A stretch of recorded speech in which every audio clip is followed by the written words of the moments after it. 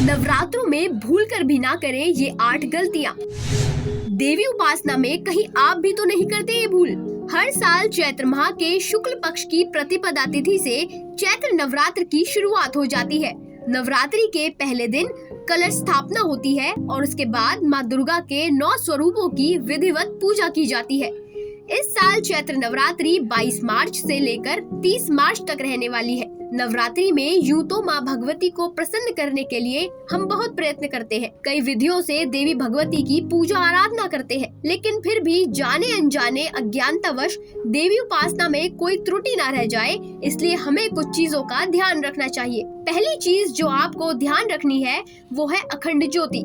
अगर नवरात्रि में कलश स्थापना कर रहे हैं या अखंड ज्योति प्रज्वलित कर रहे हैं तो इन दिनों घर को खाली छोड़कर ना जाएं। साथ ही माँ की चौकी के पास घर का कोई न कोई सदस्य जरूर होना चाहिए। दूसरा है बाल या दाढ़ी कटवाना।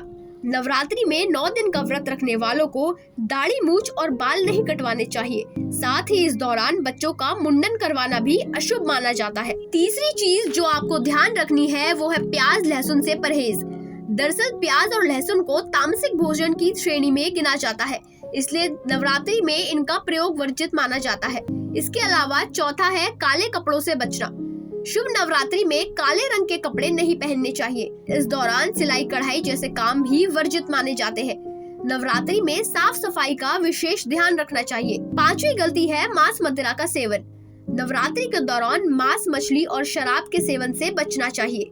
धार्मिक मान्यताओं के अनुसार ऐसा करना अपवित्र और अशुभ माना जाता है। छठी वर्जित चीज है चमड़े की वस्तुओं का इस्तेमाल। नवरात्रि का व्रत रखने वालों को चमड़े की बेल्ट, चप्पल, जूते, बैग जैसी चीजों का इस्तेमाल नहीं करना चाहिए। नवरात्रि में दर्शन से पहले भी इन चीजों को मंदिर से बाहर रख दिया जाता है। नवरात्रों में 7वीं गलती होती है नाखून काटना।